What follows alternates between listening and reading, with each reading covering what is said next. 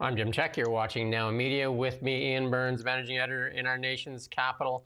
I'm here in Kelowna, blue skies with a little bit of smoke haze there. How are things looking in the nation's capital? Uh, some nice fluffy clouds, but there's patches of blue as well. I think it's sort of about 18 degrees, so could be worse. Well, welcome back to the work week. And here we go. Liberals in damage control mode. And the Liberals love government-funded media. We got lots on that. Do you have a right to defend your home? Carney defends the temporary foreign workers program while Canadians go jobless. And so is climate still number one for the Liberals? And BC businesses mired in crime crisis. All that and a whole lot more on the really big show. We're going to kick it off, though. You did this story, multiple interviews, deep story. Nobody does Bill C-18 like we do here in Canada, small regional outlet that does more work on Bill C-18 than likely all the other big outlets combined. I mean, that's a big question. Why is that? But let's play this clip here because we actually got to talk to Mark Carney when he was here in West Kelowna, or Kelowna, some people call it. And we asked about Bill C-18. Good morning, Steve McNall from Kelowna Now. It was referenced here earlier today, the Peachland wildfire. Yeah. And it brought crystal clear again to local media how we disseminate information quickly and effectively. Bill C-18 stands in our way to get back onto Facebook and Instagram. Are the Liberals looking for an alternative or rescinding that so that we can get that news back on those important platforms? I'll say this, Steve. Thank you for the question.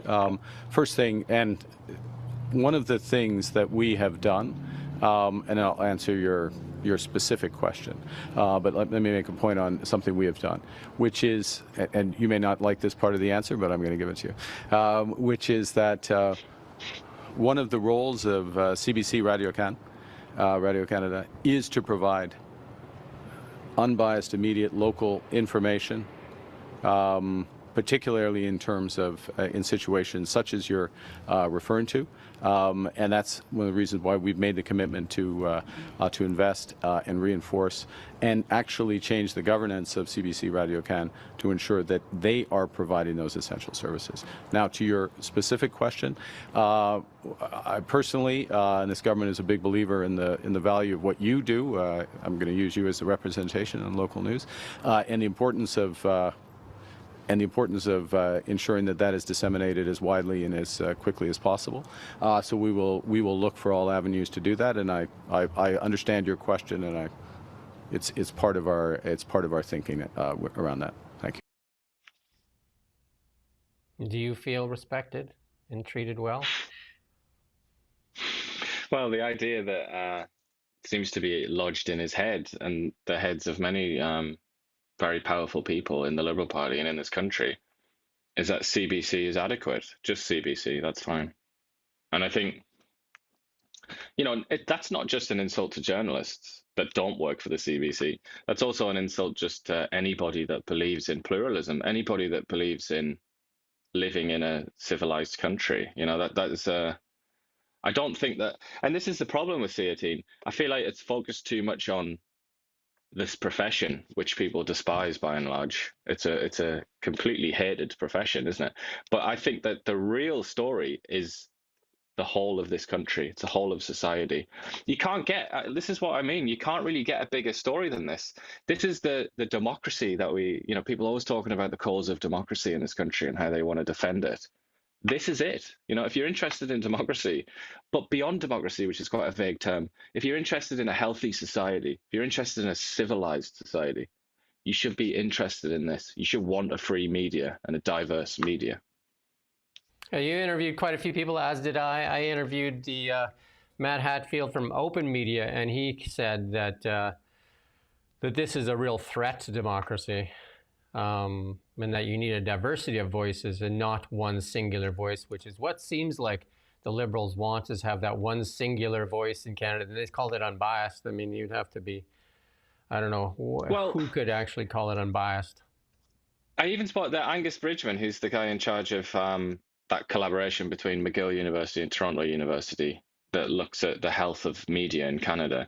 When I spoke to him, I didn't include it in the interview, But I said to him, I asked him right off the bat, I said, are you a journalist, or do you have a sort of history in journalism yourself? And he said, no, just a professor, just academic. And I said, okay, well, that's good in a way, because that means that you don't have that kind of emotional attachment to this issue that a lot of journalists do. Therefore, maybe you'll be a bit more neutral. And then we had a brief conversation where he was saying, there's not really such a thing as neutrality. There's no such thing as like, and this is something that you'll hear a lot in philosophical circles and like in academia. You can't really be unbiased in anything in your life. It's not really possible to do that. So, I mean, if this wasn't such a long article already, I might have included that in the story, but it's just interesting, isn't it, to note that there's an academic who studies this kind of thing, studies democracies, studies what makes democracies work. And one of the first things he said to me is, yeah, it's not really possible to be unbiased. And yet we still have this ludicrous idea coming out of the mouth of our own prime minister that the CBC is unbiased, that it doesn't carry any kind of prejudices, or it doesn't have a certain worldview embedded in its stories. Again, talk about being insulted. That's an insult. When the prime minister says that to you, he's insulting you. And I just wish more people would prick their ears at that. Yeah, Matt Hadfield said that media in Canada is very weak, and it's been weakened by Bill C-18. It's crippled, actually. Close to 100 outlets have failed. Even Bell Media laid off 4,800 employees, citing Bill C-18. Yet, the solution there is just to continue to give CBC more money. And Matt goes on to say, certainly many people feel the CBC should not be the only solution to local news. We need a diversity of viewpoints in local communities. And if we look at what happens in this local community, they do very few stories in the local community, CBC. Like, they have really nothing going on in these small communities. We do. And he also goes on to say, we cannot be a one outlet country. And it seems to be that's what the Liberals want. That's what the Liberals seem to want. A one outlet country that very much favors the Liberal Party, because the opposition party wants to defund them, and then this party wants to give them more money. So, I mean, it's just natural that they would be biased, but they've been biased prior to that. But now they basically are in lockstep with each other. And we're going to show you some proof later. I want you to keep this in mind, though. Is this for the rest of the show? Keep that in mind. What's that? I'd say they're already favourable to the CBC naturally, just because of who they are, the schools they went to, the places that they live in Canada. Of course, they're already basically Liberals as it is, and I'm talking about the staff at the CBC here. But not that's a bit vague. That's a bit hard to kind of qualify and fully understand. But on top of that, you've added, okay, it's in my material self-interest for the Liberal Party to win as a journalist at the CBC. I mean, that's a new dimension where it's like, okay, I really have to make this story biased in favour of the Liberals because I want to pay my mortgage next month. So here we go. Yeah. You have to go read this story on Kelowna now. It is long. You interviewed quite a few people, as I did as well. Michael Geist is in there too. He's one of the experts, because CP did a couple stories. We talked about them earlier, where they basically interviewed an academic that was really pumping the Liberal tires, and nowhere near an expert. We actually interviewed real experts, and the outcome of the story is a lot different than what Canadian press was pushing out there. Like I said, go read that. If you think democracy is important in Canada, then go read that story and share your comments. I did post it on my LinkedIn as well. It's probably one of the best stories on Bill C-18. And if you go to the bottom of the story, you're going to find probably, I don't know, 15, 20 links to the other stories we've done. And then plus there's more. You'll find links in those stories. We've done so much work on Bill C-18. And even a Liberal MP is in the story. They're saying that it needs to end. And you've talked to some Liberal MPs that say it needs to end, yet it continues. Yeah, well, not just that, but when you showed that video, that very Liberal MP, Stephen Fuhr, who's also a member of the government, he's not just a mere MP, that's who we're talking about. He was standing there next to Mark Carney, and he said that, whereas Mark Carney, I mean, they're on a different page. But yeah, I spoke to another former minister, Jenna Sudds, and she said to me that, yeah, there's a division. It's basically, I think she said something like it's about 50-50 within the party itself. So there are dozens and dozens of Liberal MPs who don't like this law and want rid of it if she's to be believed. And it's not just her who said that. Keep this in mind for the rest of the show. We're going to show you some obvious biases. We're going to show you some biases that have been leading this country and also influencing this election. Because we look at who watches CBC, who still watches CBC, it'd be the boomers. Who turned this election? The boomers. Well, let's just keep going here. We're going to talk about crime a little bit here. RCMP paid nearly $1 million in settlements related to injuries caused by police dogs. And that's from 2013 to 2024. There is a big move out there to get rid of police dogs. I remember I was invited out and did photos for a couple of the sessions that were held here. They had the police dog training sessions here in Kelowna. And then I went to a farm once where they were training them. And, there's a real move out there to end the police dogs because they're very effective. Scary as well, aren't they? You wouldn't want to be chased by one of them. And then we see, and this is, I didn't put the clip in here, but the city of Hamilton orders a resident to take down his security cameras from his home. He's got like 6 or 7 security cameras up in his home there. And then this outlet here interviews him and says that the city of Hamilton says they have to take down the security cameras because it actually records the street traffic. It's like a privacy violation, isn't it? That's their argument. And it's city property, I think. They even went as far as to say it's pointed at city property. You can only record your property. I mean, you probably would be able to express more eloquently how frustrating that is. But when I saw that report, yeah, they're obviously wrong because you're allowed you're allowed to record in public. Only one person has to give authorization to record in public. I know the city can do bylaws, but I guarantee the city facilities have cameras that record the street, and I can guarantee every Tesla that's driving around on the roads is recording everything. Like a Tesla, I mean, police love Teslas. As soon as they see a Tesla or on an accident, they actually, in some cases, have seized the car because they know it contains footage. But I mean, increasingly though nowadays, people are driving around on, dare I say it, city property with dash cam. Yeah, like, I mean, you can get them for like $50, $60 or something like that off Amazon. Like loads of people have them. Every Uber driver these days, yeah. So are they all violating this law as well? It's obviously, I mean, it's selective, isn't it? It's a selective application of the law to punish completely innocent, law-abiding, responsible citizens, while the true lawbreakers are to be pitied and empathized with. I mean, this is what people mean when they say anarcho-tyranny. Like I tried to talk about this before. That's what that concept means. Basically, this news story. Well, they're making fun of us all around the world again, and it was on Fox. Greg Gutfeld was making fun of Canada and what you have to do because they do have the castle law down there. Kevin Sorbo even took to X and said this: a man was executed in front of his family during a home invasion. A 3-year-old girl was raped by an intruder. Canadian Police Chief Jim McSween told the citizen your best defense is to comply. We also have that very viral clip where the Toronto police told you to leave your keys at the front door so when people break in that they can just grab the keys without coming further into your home and waking you up. And then put a nice glass of milk there and some cookies as well. So I put this on X here, and I said, as instructed by the police, I've left my key fobs at the front door. They are attached to my 2 dogs. Go ahead and see what happens. Please feed them. I mean, what are you supposed to do, right? I remember right off the bat, I'd say, Jim, you would violate the bylaw on dog collars. There might even be a criminal investigation for that spiky collar.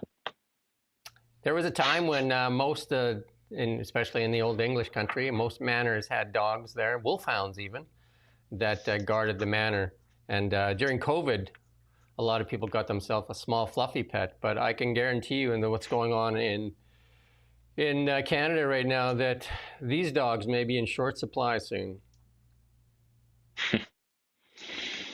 Yeah, I mean, it's no surprise that people are freaking out, though, is it? I mean, you can't obtain anything really to defend yourself either. Like you have to go through quite a lot of scrutiny just to buy bear spray. At least in Ontario, I'm not sure. You're not allowed to use it. You're not allowed to use it on anybody. And you're not allowed to use it. Yeah, can't use it on anything but a bear. And then, even the bear might complain. But then I saw some people putting out there getting wasp spray and all kinds of different things. Well, I mean, I just put the key fobs on your 2 pets there, and they can take them off. Brian But Lilly I mean, put how this long up. is it? How long is it until dogs, certain breeds of dog, are banned, or maybe Well, they already some do. sort of bylaw is put in place, or something that makes it your responsibility, They grind their even if teeth it's an down. intruder? Grind their teeth Yeah, down so they grind can your only teeth. gum you. Gum Uh, shield. Brian Lilly from the Toronto Star puts out, says, let's end the debate around castle law. He said it already exists. And he goes back to an old English law here, and he says it exists, but you'd have to test it through the courts. It said the old English law, and I think it was written in 1600 or something. House of everyone is of him and his castle and fortress as well for the defense against injury and violence. If the thieves come to a man's house to rob him or murder, and the owner or his servants kill any of the thieves in defense of his house, it's no felony, and he shall lose nothing. So that's apparently a Canadian law and common law, but I don't know. They get charged. Well, this is what I mean when I talk about things like the Bill of Rights. This fella here, Edward Cook, even though his name looks like it's Cork, but for some reason, as is typical in England, it's pronounced Cook. Like, he's a big sort of figure in the creation of the Bill of Rights, the English one, and English rights, and that kind of trying to make it into a formal system of rights and laws, which the Americans then perfected, some say, with their constitution.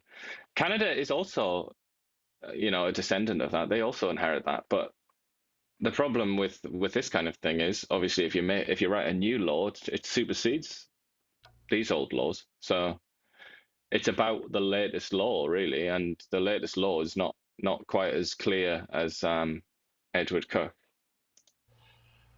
And then the temporary foreign workers program is getting a lot of play out there, and this is Mark Carney, in 2013, I believe, said that this is just a way to gut, Canadian wages, and that nobody should be getting cheap foreign labor. Yet here it is, and Mark Carney said that's the second most important thing Canadians want right now is cheap foreign labor. And then there's a rumor out there. I don't know, like it's somebody said it's a breaking news that some of these places, like they see all these, like fast food joints paying $36, $40 an hour. They're saying that those people have to buy those jobs for $36,000, $40,000, and then those people are actually only after that only getting about $5 an hour and getting abused, and then the company gets the write-off. So I mean, we'll keep following that story, but it doesn't make sense. Why is Tim Hortons and them paying $36, $40 an hour for somebody to work at Tim Hortons when they don't pay Canadians that much money? Indeed. This is a story that it's been out there too. This is his dad lost a job. The kid's 16 years old, and he's asking for advice how to get a job. He can't get a job. This is from Table Saw. It gets a lot of action on X there. This kid got 200 rejections, and yet we seem to need foreign workers. Doesn't make any sense, does it? No, it really doesn't. I mean, there's obviously something very, very fishy going on, isn't there? And then David Eby actually came out in support of Pierre Poilievre. I don't know if he said it, Pierre Poilievre, but he said that our system right now is a race to the bottom. It hurts our young people, it rewards bad actors, and pits people against each other. And he wants the end or the rethinking of the temporary foreign workers program. It is hurting British Columbians. It is hurting Canadians everywhere. But did you read the Canadian Press story, which was a couple of interviews with partisans whose careers depend upon mass immigration, who came out and said, this is a terrible idea. All they're doing is scapegoating the immigrants and being very nasty to immigrants. That's not good. That. Even though Pierre Poilievre, David Eby, nobody has said anything bad about the immigrants themselves. It's the system, not the immigrants. Nobody said anything bad about the actual people. Even Carney said it in 2013. Even Indeed. Trudeau said it and at that's the end. And that's what any economist, I mean, even an economist like in the first year of an undergraduate degree, for God's sake, would be able to say that. This is not like, it's not complicated economics, this, is it? But yeah, so they call you. So the big news, though, the really big news is the reversal of that EV mandate, which we knew was coming. We were calling for, like, how are they going to do it? Like, that's the question. How are they going to do it? How are they going to walk it back? And this Holly Dolan reversal comes 3 months after the government of Canada boasted that it was the head of the pack on climate change. And Commons last June 17th, by 194 to 141, rejected Conservative motion to repeal the EV mandate. That was a Conservative motion again. Another feather for Pierre Poilievre. Yeah, I mean, he keeps getting these wins, but he needs to translate it into popularity, doesn't he? That's the thing. He needs to translate it to what he used to have, like a 20-point lead in the polls and things like that. Well, listen to the comments back then, like when they rejected Poilievre's motion there, it said it's all about everybody's children. Canada is uniquely placed to be the head of the pack. This is about climate leadership. This is about the future. This is about my children, my grandchildren, everybody's children. The reality is that Canadians sent a message during the last election rejecting the type of rhetoric that Conservatives are putting forward. Clearly, this has not sunk in yet because Conservatives continue to import American-style rhetoric opposing zero-emission vehicles. And here we go. Ready? Nice. And then they, well, let's just get a little clip from our friend here. The Hall of Famer fool of the day, Justin Trudeau, explaining why this was so important. Let's just play this clip from A Blast from the Past. I love the haircut, too. Listen, Canada is one of the top 3 oil and gas producing countries in the world. But if we can demonstrate, as we are, that we can go greener, faster than many other countries. We're one of the few countries that actually brought in a price on pollution right across the country, and that had 2 elections where that price on pollution was upheld. That's a clear indication that Canadians understand that it's not just important for the air, for the water, for future generations. It's important for our bottom line. It's important for food on our table. It's important for our economic growth, to be innovative and leading the world on this. And that's what we've been doing, and that's what we're so excited about working with the partners around the country on. And it just boggles my mind that the Conservatives are having a debate over their leadership right now, and they're still arguing about whether or not we need to move forward on the fight against climate change. There's very few people in this country who still think that you can have a plan for the economy without having a plan for the environment.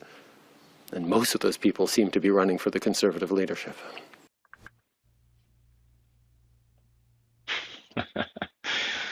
It just feels like 5 minutes ago, doesn't it, that he was talking that kind of codswallop. But he's gone, and ideas like that are also gone, aren't they? Which is they walked it back, a consequence of material reality.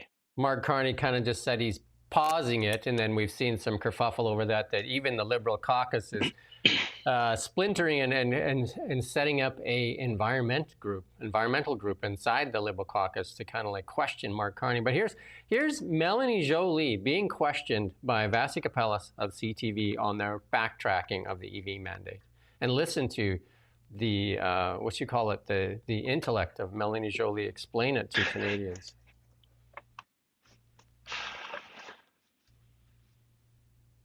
I do just want to make sure that I understand on behalf of Canadians, though, when you talk about how those mandates are part of a climate plan.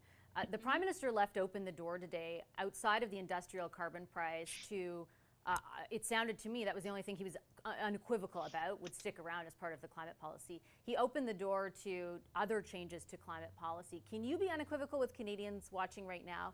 Will you maintain the targets that the previous Trudeau government had, the emissions reductions targets that are in place? Well, the emission reduction tariffs for 2050 of being net zero by 2050, clearly. But there are ones for 2030, 2035 as well. Will those also? And I'm convinced the Minister of the Environment, which I'm convinced will make her available to answer your question, could be there to go much more into the specific details. What I can tell you, though, is that you've seen the jobs numbers this morning. This is the reality in which Canadians watching us right now are living in. There is unpredictability, which drives a lot of pause by industry leaders, by business owners, to make investments in their own companies, to hire people, to develop new products. And so while all this is happening, we have to use the government's role is to make sure that we indeed buy more Canadian, that we indeed have a defense industrial strategy, that we use the strength of procurement to really offer contracts rather than subsidies to companies in order for them to be able to predict what they can do within their own business for the next 3 to 5 years, sometimes 10 years. And then they can invest, they can hire, they can grow their footprint, and then they can have more suppliers, and their suppliers, other small and medium-sized companies, can then do the same thing. And that's how we'll create growth. Because at the end of the day, there are things we can't control. We can't control geopolitics, Vashi. Nobody will think that the government can do that. But what we can control is to build a stronger domestic market, is to use the power of buying Canadian, is to make sure that also we're investing in major national projects, and we'll be coming up with a list across the country very soon, and that also we're building our armed forces using the great industries we have in the country. And I understand the significance of all of that, but will it be done at the expense of a climate policy? There are a lot of people who voted for your party thinking that it would remain stringent on reducing emissions. I know that you're not the Minister of Environment, but you spent 10 years, essentially around a cabinet table telling Canadians that the environment and the economy go hand in hand, and now you're telling them something very different. Will your government maintain targets outside of 2050? I'm saying that the same thing, because I really think that the environment and the economy go hand in hand. Why? Because I think that what we've done in the past to really invest more in our clean tech is giving us a competitive advantage. Because she goes around in circles again, and then Vassy says, "You're not answering the question. You're not answering the question." And then she goes around in circles again, and Vassy says, "I'm going to move on. I'll ask the Environment Minister," because she does not want to answer the question. Painful. But then this is what happens when you get a new master who gives you a different script. And that's exactly what happened, really, isn't it? She's been given new instructions. And it's ironic that the master who's dished out this new script has also got a new script himself, because he used to be very much gung-ho on all of this climate stuff, just like a more sort of erudite version of Justin Trudeau on this question. So it's awkward. It's awkward for the Liberal Party, because they're doing this to survive. They're not doing this because they want to do it. They're doing it because they want to survive as a political party and as a government.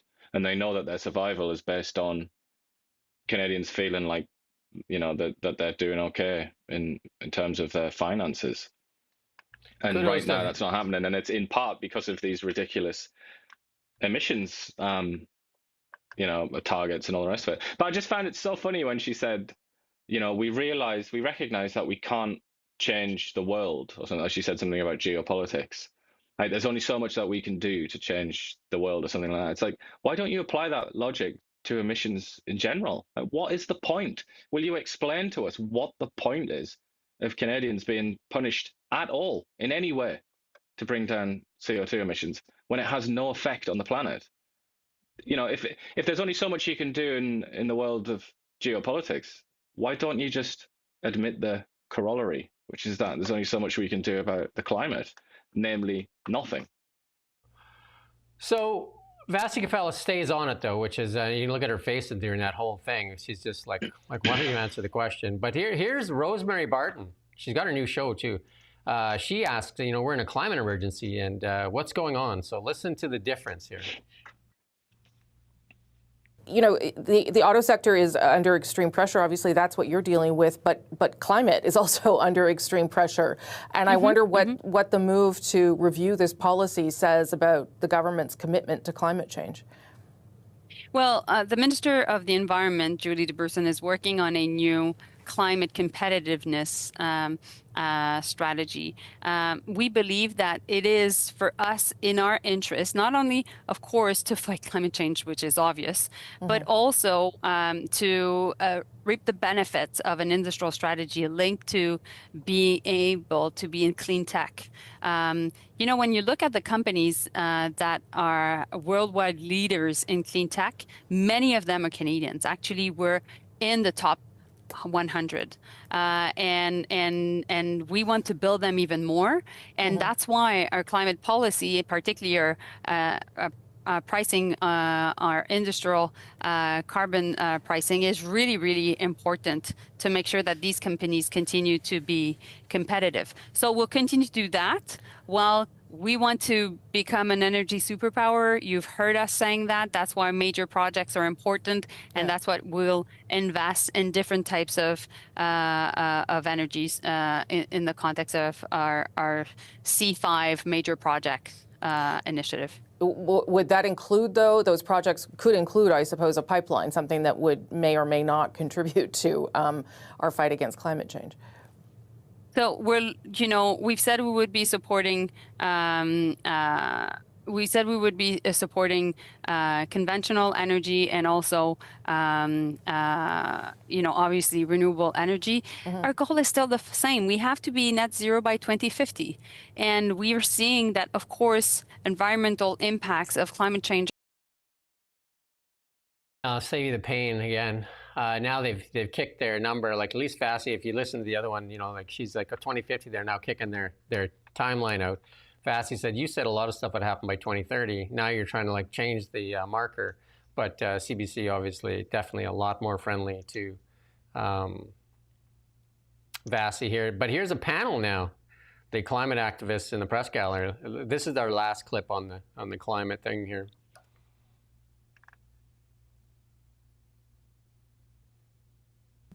Let's talk a little bit about the EV mandate, because it is hard to, it seems like it's about more than just Donald Trump and the tariffs. Obviously, the auto industry didn't want that EV mandate that was put in place by Justin Trudeau, the previous government. And now it's been put on pause for review. I wonder, Steph, do you think that calls into question in any way the government's commitment to climate change? Does it put pressure on them to demonstrate more? How do you read that? So one of the ways I read it is that thus far, and you guys can all correct me for sure if I'm wrong, but thus far we've heard more about Mr. Carney rolling back environmental policies than implementing environmental policies. And that's curious to me, one, given his background and things he has written, his work with the UN on sustainable climate finance. What happened to that version of Mr. Carney? The second thing I think we are learning more and more about this prime minister, he's a bit of a pragmatist in his approach, right? If he sees that something isn't working, something is going to be an obstacle, he just deals with it. One could argue that he could have dealt with the EV thing 6 months ago, because it was still a problem then. It's just become more of an issue now. But he will be under pressure, I think, from within the party, absolutely, from members of his caucus for sure, to start doing something more on the environment, because the concerns about when you pause this EV mandate, he's talking about natural resource development, pipelines, oil. There's a lot there that I would submit that a faction of that caucus is going to look at and go, hi, I thought that we were the environmentalists. Yeah, I thought that, we were going to do something here. So what are we doing that is concrete and tangible and is bringing down emissions, moving us to the goals that we... Question now, who's more climate an activist, CBC or the Liberal government? Well, the Liberal government is trying to survive, isn't it? It has more work to do to stay in its job, to stay in power, than the CBC does. The CBC just needs the Liberals to win. That's all they need to stay where they are, to keep their jobs. Yeah. Whereas the Liberals, they don't need to persuade the Liberal Party. The Liberals need to persuade at least some sort of neutral voters, like floating voters. They need to persuade some people to vote for them instead of the NDP or instead of the Conservative Party or whatever. And you don't do that by destroying your economy to bring down emissions, and in the process do absolutely nothing whatsoever for global CO2 emissions, because Canada is a pathetic little dot in the sky. It doesn't matter what Canada does. But again, you got these four extremely well-paid heads here blabbing away. And I can almost guarantee you, I haven't seen this, I wouldn't waste my time watching this, but I can almost guarantee that none of them mentioned that. Canada does not matter when it comes to CO2 emissions. It's completely irrelevant. Doesn't matter one bit. And I would just love a little bit of context. I feel like I'm sick of hearing myself say this, but the reason I say it all the time is because nobody else does. And it's a fact. It doesn't matter what Canada does. Canada's completely irrelevant in terms of global climate change. I mean, all we can do is a gesture and be like, look how nice we are. We got our CO2 emissions down. Okay, that's not going to change anything, though. Meanwhile, we let forest fires burn on purpose, like the one here on the connector here, or the Coquihalla. Adrian Dix adds his voice to it, though. Adrian Dix, now the environment minister for British Columbia. He says he praises BC's EV uptake because, I mean, it's still that EV mandate is still in force here in British Columbia, even though the federal EV mandate is gone. And says the issue here in Canada is first and foremost with Ontario. And he blamed the Carney government's decision to pause the EV mandate policy for the province of Ontario and the auto sector. He praises the BC's uptake, though, of 20% of all new purchases in 2024. Again, lots of people that live in the Lower Mainland are buying electric vehicles because it's very suitable down there, right? And that's the majority of the population lives in the Lower Mainland. The issue it's here the in Canada, mildest part of Canada, isn't it? You know what? With the least snow. If Adrian Dix wanted to be fair, he would say this is the uptake in the Lower Mainland, and then this is the uptake in the rest of British Columbia, and he would find those numbers dramatically different. But they just cherry pick a stat, and they stick to. A lot of these people have bought into a climate religion. They don't want to be wrong. They don't want to be wrong. But this is also populism. This is what populism looks like. It's not always just some Europeans shouting about immigrants, which is what a lot of people seem to think populism is. Populism is trying to blame the powers that be, these mysterious forces, for ruining something that is good and that you're trying to protect. And here we have it. Adrian Dix saying, and David Eby, his boss, said this numerous times, where it's all about Ontario. Eby likes to talk about Quebec a lot as well. But here's Dix just saying, yeah, we're great, but it's Ontario. They're the ones that are dragging us down. It's like, it's the same old nonsense, let's put it nicely. It's just with a different politics this time. But this is just populism, as it's usually that's usually used as an insult, but I mean, just factually, that is populist politics. One of the things Liberals are really good at is losing money and not telling you where it went. And here's another one. The Department of Health scrapped half the costly COVID ventilators it bought for under $1.1 billion. With the sole source supplier access to information records, again, they don't disclose this, you have to get it. Then Minister Jean-Yves Duclos approved the sale of the brand new devices as scrap metals in a 2022 memo. Never disclosed to Parliament. Why would you disclose it? You would just embarrass yourself, right? Why would you disclose it, right? And why would the Liberal Party call itself a believer in democracy? Frankly, not to be a drama queen, but really, do you think that? I mean, to the passionate Liberals out there, do you think your party actually likes democracy when it doesn't even reveal information like this, unless it's forced out by Blacklocks, like this one entity that asks these questions in the whole country? It's disgraceful. Yeah, and as usual, there's a story about $1 billion. There's a story about a procurement screw up, obviously. But the big story to me is the Liberal Party and the people, the masters of this country, are so reluctant to let the population know what they're up to and when they make mistakes. It's despicable. So these ventilators, they paid up to $22,000 for them when they were new. And in auctions, they got as little as $6 a piece. Talk about a write-down. $6. Somebody made some good cash there. Yeah. Lots. I mean, God, it's just it's a gigantic abyss, isn't it? This and the COVID procurement scandals. And this is what they say. This is what the Liberal MP says when questioned. It would just be stirring the pot. And at this time, I think we should just move on to something else. Nothing to see here.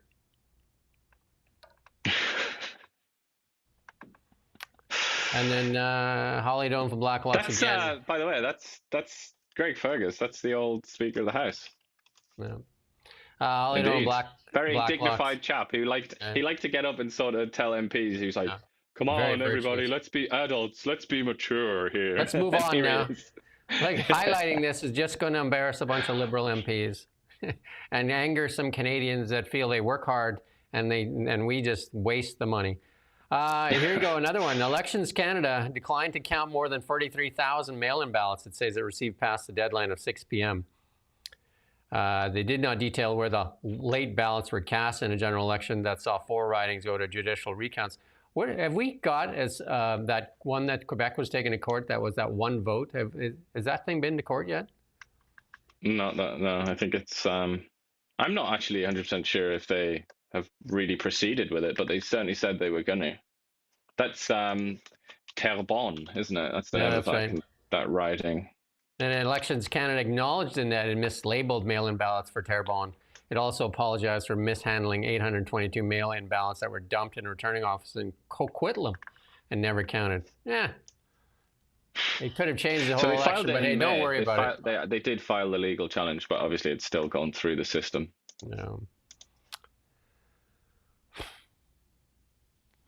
One more from Holly Donald Blacklocks there. Mark Carney is promising millions more in biofuel subsidies on warnings that the industry is struggling. Canadian producers could not supply ethanol and biodiesel needed to meet climate regulations. The government will make targeted amendments to the clean fuel regulations to spur the development of vibrant biofuels in Canada, Carney told reporters. He promised new biofuel production incentives, providing more than $370 million more taxpayer dollars to assist domestic market producers. And the clean fuel regulations introduced in 2023 mandate greater use of costlier ethanol and biodiesel in fuel blends over time. Again, there you go. Canadian tax dollars. And considering the competitiveness issues, Canada's biofuel sector is facing many biofuel projects, mostly renewable diesel and sustainable aviation fuel, have been paused or canceled. Remember that one when he was in England? They were blending the aviation fuel with some biofuels and then charging a lot more for it. And which company owned some of that? Oh, right, that was Brookfield. There you go. It's not healthy, is it? He's very spendthrift, not just him, but his predecessor as well, with Canadian tax dollars. That precious thing. Here you go. MacDonald-Laurier Institute, the MacDonald-Laurier Institute, an Ottawa think tank, in a 2014 called the support for biofuels an expensive giveaway. Canada's biofuel policies impose costs in a variety of ways, from direct government support for biofuels research and subsidies to producers, to market distorting biofuels mandates, to increase costs for agricultural products, to harm done to other industries and employment of Canadians. There you go.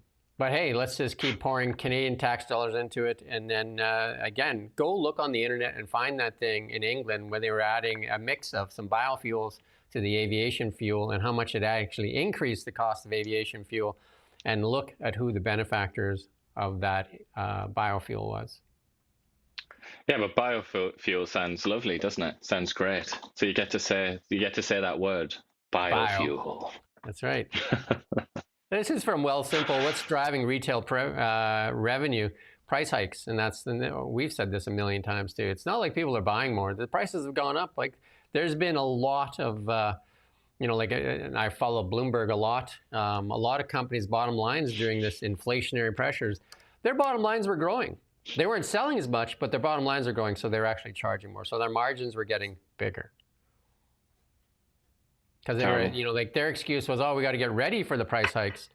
And then so they just made sure that, and then we're seeing that a lot of them haven't backed off. And the cure for high prices is high prices, and you just need to stop buying it.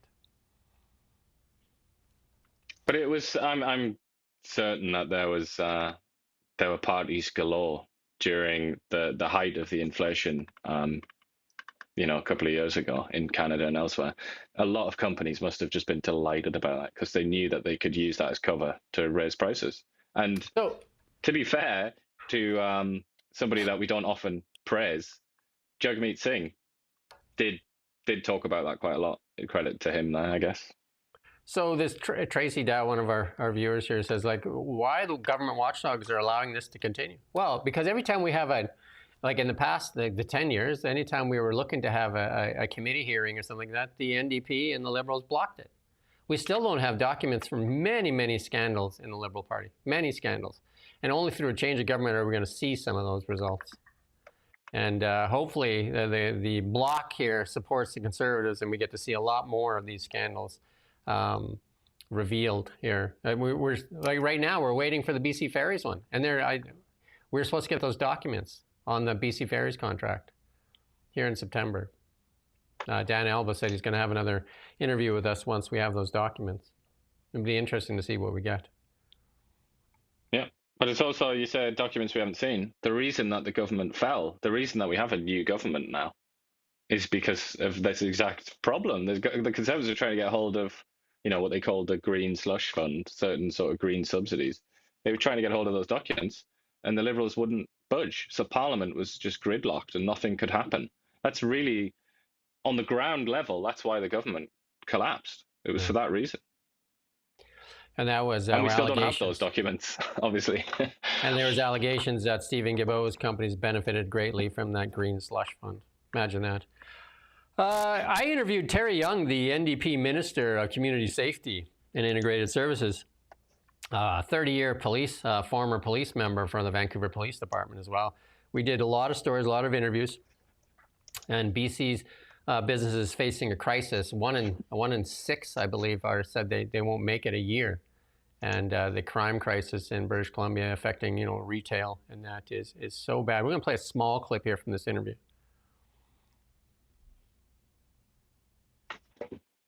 Will the NDP lend its support to Mayor Tom Dias's letter to Sean Fraser and ask for bail reform? Actually, I had the same conversation with the mayor, and I agree that we cannot afford to have the same repeat offenders out at large while awaiting dispositions. And I think the federal government has also indicated the fact that they are going to take a review in the Bail Reforms Act. I think we need to protect the general public from repeat offenders, even while they're being charged and waiting dispositions. We cannot afford to have the same offenders out there at large committing same offenses while they're waiting court decisions. So I personally support Mayor Dias. And if you look at the province also advocating the same changes through our Attorney General, for our Premier, we actually want to make sure that the Bail Reform Acts are reflective of our current needs and the needs of our communities. So in Kelowna, the mayor's letter, we had it on last week, the mayor's letter asks for bail reform because there's one offender here in Kelowna that's had 232 files or 222 files. And then he has 32 failures to appear in court, 32 failures to appear, yet he continues to be let out. He fails to appear in court, and yet they catch him again and they let him out again. If he fails to appear in court, isn't it kind of a joke? 32 times? 32 times he doesn't go to court. And what do they say? Okay, this time we're going to let you out. Here's your court appearance. This time, are you going to double promise? Double, 32 times promise you're going to show up in court? 32 failures to appear. Yet this justice system seems to think that he's fine to let out again after 222 active files on him. What are businesses supposed to do? What are businesses actually supposed to do? When they come in there and they shoplift, they threaten your staff, all kinds of things. What are you supposed to do? Not just businesses, is it? I mean, what are we all supposed to do? Right. We've been forced to live in this crazy jungle, haven't we? And it's just it's such an abdication of duty. So the most basic duty of the state, which is to keep citizens safe. If you fail to appear in court, I guarantee you they're not letting you out. Well, that's the thing. I was going to say that. Like, I can remember when I was a kid growing up, and it was just like, obviously because I was so naive, but I just had this awe about like the police and the courts and things, and I just thought like, wow, like, can you imagine if you ever didn't turn up to court or something, like they would really get you for that, wouldn't they? But then it's like sad, you get older. Obviously things have changed as well in that time, but you get older and you look at it, it's just like it's just a complete joke. There are no consequences basically to any crime. It's an absolute disgrace, and you need to think about as that, you can see, it's eating away, it's gnawing away at like the basic fabric of our civilization. Common sense, because like 32 failures to appear. You would think at one point, what is it at 50 failures to appear, 100 failures to appear? How many failures to appear in court would you think at that point they wouldn't let the person out of jail before they went to court? But also, how many times does somebody have to be prosecuted and charged and even sentenced and jailed, like for a very short time? How many times does that have to happen before they're put away for a really long stretch? Like, why so many slaps on the wrist? That's the other thing that baffles people. Why is it that it seems like we're going to see more in this coming up? why is it that it seems like our justice system is trying to baffle people's minds and make it seem like there is no justice? It's a good question. Anarcho-tyranny, it's that thing again, isn't it? That's the theory of some people. So you have to question yourself in the mainstream media, the legacy media that seems to downplay all this stuff. And you ask yourself, is the CBC worth $1.55 billion if all they do is push liberal propaganda? Is it worth your tax dollars?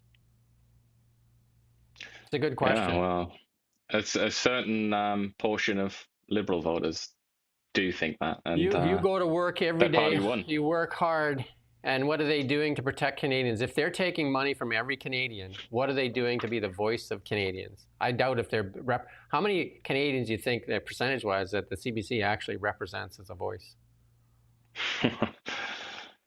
Yeah, I mean, I would be amazed if it was more than 20%. And then why are some Canadians now using their savings and GoFundMes to get surgery? And I did the interview with a lady, I think it was 2 or 3 interviews I did with a lady looking for a liver transplant. Can't get in. Again, our healthcare system is just overrun with too many people, again, with runaway immigration. And with wait times in many provinces intolerably long, some Canadians emptying their savings accounts to pay for private surgery. An 83-year-old from Calgary said she waited 2 years for knee surgery before giving up and then spending her entire savings to go to a private clinic in Toronto. I know lots of people going to Mexico, they're going to Turkey, they're going to South America. You can get a doctor in Mexico. You can get a doctor in Mexico, like within an hour. I've given the number to people. You can actually phone them and speak to a doctor, like immediately. And they're gonna get just for like an MRI and a scan, I think it's like a couple $100. And you can go down there and have a vacation. They get it all done. They can do the MRI and the scan like almost right away. How is it that Canada can't do that? How is it? Yeah, well, another way to look at that would be, obviously in Mexico as well, I'm sure the average Mexican struggles. Because obviously when you go down there in Mexico as a Canadian, you're immediately in the sort of highest income bracket, aren't you, because of the nature of the Mexican economy. I think the real serious question is, and this is almost everywhere in the world, why is it that average people can't get healthcare anymore? Why is there this rationing of healthcare? Except there are a few sort of exceptions like Switzerland and some other places like that. But I mean, it's a disaster, isn't it? It's an absolute catastrophe, and it just seems to be getting worse. So I was just in Mexico, I think about 1.5 years ago now, and I was in an Uber and I was talking to the Uber driver. You learn lots from Uber drivers, by the way. I was talking to the Uber driver, and he spent, I think, I can get this number wrong, 20 years working in a major soft drink manufacturing facility in Mexico City, working 12-hour shifts, and then 6 days a week, he got 1 day off. $12 a day, that's what he made, $12 a day. And he said he had no money, and it took him, by the time he commuted in Mexico City, he was about gone 16 hours. By the time he got home, he was tired. Had no money to buy his kids pizza, pop, or any, the kids wanted to buy, like candy and that. He said, I had no money for any of that stuff. So I took what I had and moved to Cancun and bought an old car and a cell phone. And I became an Uber driver, a businessman. He said, now I make $100 a day. I work 8 hours a day. And I have lots of money for my kids to buy them. I have weekends. I only work 5 days a week. I only work a 40-hour work week. So he became a businessman, and so this is one place where technology really shows up and helped this man become, self-sufficient, his own businessman. But I mean, just put this up here, Farzad here, talking that Uber's dead. Lots of people talk about things dying, but supposedly Tesla is 1/5 of the price of an Uber, and that's starting to take over. But Uber's going to segue into that too. But Uber's actually changed. I mean, how can that large bottling company only pay $12 a day when they sell the product down there for the same price they sell it in the United States? Yet, they take advantage of the workforce down there and pay them $12 a day. Again, cheap labor. Corporations taking advantage of cheap labor. They have very corrupted institutions, don't they, unfortunately? Even more corrupt than we have. In that tiny little island next to that big island you used to live on, they're saying that they're going to pull Conor McGregor off the ballot there. Ireland's deputy minister says that they've ordered that Conor McGregor can't be on for running for the president of Ireland. And Elon Musk has weighed in there. So is he really ahead in the polls? I haven't actually checked up on this, but I can't. I mean, I know he was definitely popular when he was like the world champion or whatever, but I don't know about these days. Yeah, I don't know. Conor McGregor is a very popular guy for sure. One of the more famous Irishmen, other than the lucky. You can go to the next slide there. Nick, still awake? There you go. What's that guy from Lucky Charms box, the cereal box? I know you eat that a lot, Lucky Charms. I've never eaten Lucky Charms in my life, but it's some kind of leprechaun, isn't it? And then this story here is absolutely atrocious. This young lady, a Ukrainian refugee, Irina, was stabbed in the neck and murdered on the train there. And you go try to find that story in left-leaning media and very little. Donald Trump came out and did a talk about her. And this guy was charged 12 times. Are you going to say in the next slide there? Or 14-time repeat offender, and he's out. And again, this just shows you, like this catch and release thing is not working for people. This young lady's life, she was just on her phone, stabbed to death. I mean, it's absolutely, it's impossible to comprehend, isn't it? I sadly watched. I mean, the video itself watched the video, and the guy, like, he was walking around with a knife after he stabbed her, and there's blood dripping everywhere off his hand, and then he took his shirt off because it was soaked in blood as well. It's and that isn't even, they've released a shortened version of the video, haven't they? You can't actually see it happen, but that video, even what they released, is enough to horrify you, I think. And yeah, it's right. The media, well, not the media, because here we are looking at the New York Post, which is quite a sort of significant media outlet in America. Well, they're the bad media, because they're the ones that published the, remember this? They published the Hunter Biden laptop story, and they had their account banned when the Biden administration decided that they were fake news. They banned the New York Post off of X. This is not when Elon owned it. This was when Jack Dorsey and the left owned that outlet, and all the outlets, and Mark Zuckerberg has said now that he was forced to censor. He said he was forced to censor. And sure, Mark. I'm just telling you. And then when Elon Musk, and many people credit Elon Musk with saving the world by freeing X, which allowed other outlets to also Zuckerberg and them to change their stance as well. This is a massive thing that's going on. Well, we always like to try to end with at least some good news here. This is, again, SpaceX is buying EchoStar spectrum for $17 billion. The largest global communications company in the world, by far now, is SpaceX or Starlink. Absolutely crazy. And Doug Ford has done his virtue signaling by dumping bottles of Crown Royal and also saying he won't deal with Starlink, because you can have internet in 5 minutes here, anywhere in Canada, with a dish that you can order online. And it's set up in 5 minutes, and you can have it while you're mobile as well. I have it mounted on the roof of my car. But obviously, Doug Ford is a very shrewd operator, isn't he? He knows that obviously you can ditch Starlink and you can go with any number of competitors that provide the same service. Who's that? Who's that? That's the punchline. Who's that? I think they're promoting a Canadian company that has no satellites in the air right now. They just need some Canadian tax dollars to get some satellites up. How are they going to get them up? I believe there's a rocket propulsion company in Canada. Is there? Do you know of it? Probably there's one on a piece of paper somewhere in Quebec that's been given $500 million in subsidies. I believe Melanie Joly is actually the president and CEO of Canada's version of the space company.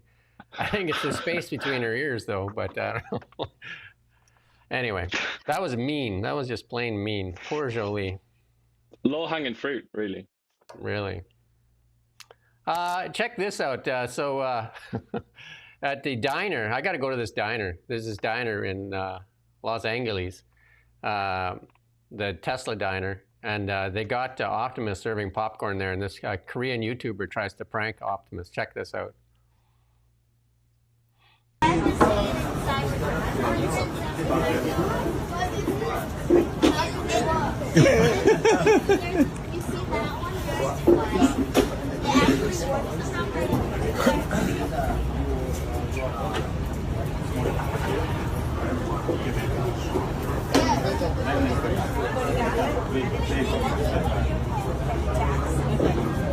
There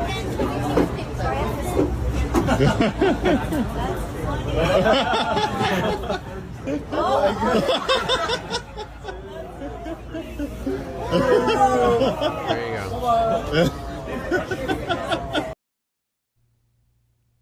All fun and games right now. We'll wait till these things get more mobile. You probably won't want to be pranking it.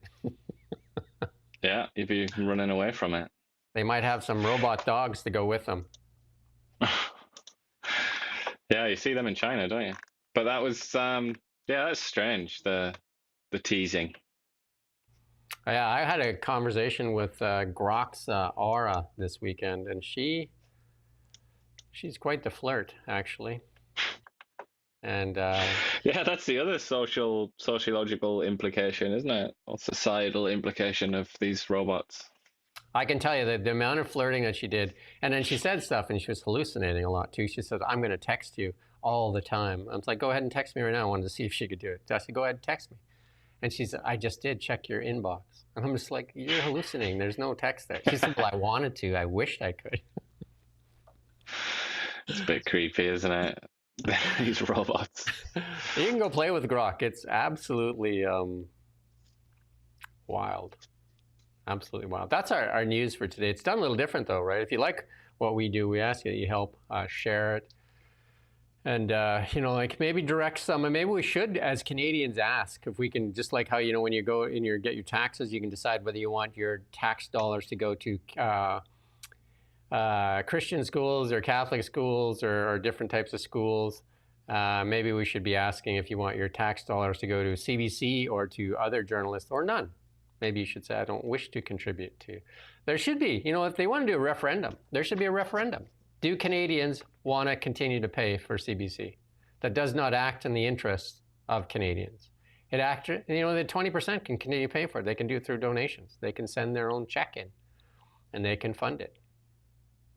And I think it would probably be okay. It could probably operate on those terms, couldn't it? It doesn't have to be taxpayer funded, but it gives it so many extra privileges, doesn't it, to be at the center of Canadian life like that.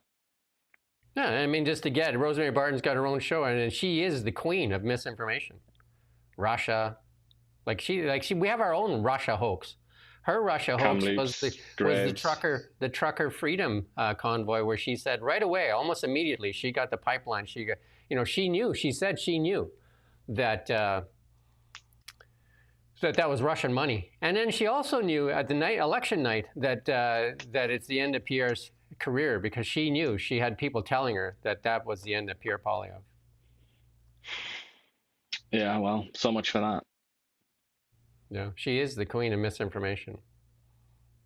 She's certainly been she's made a lot of mistakes, hasn't she? And she's been the center of quite a few scandals, which is never really good when you're supposed to be the sort of Walter Cronkite of your era. It's quite funny to think that's her. But there you go. I think if you really want to make a change, you need to start sending letters to your MPs and say, we want a referendum on CBC. And we want Bill C-18 repealed. And please go read that article that Ian wrote on Bill C-18. And again, we'll see you tomorrow morning, 9 a.m. And like, share, and help us distribute this far and wide. Thank you. And we'll see you tomorrow morning. Thank you for watching Now Media. We don't just report the news. We live here too. We're your neighbors, bringing you stories that matter to all of us. No government funding, no outside influence. Kelowna Now, local, independent. News you can trust.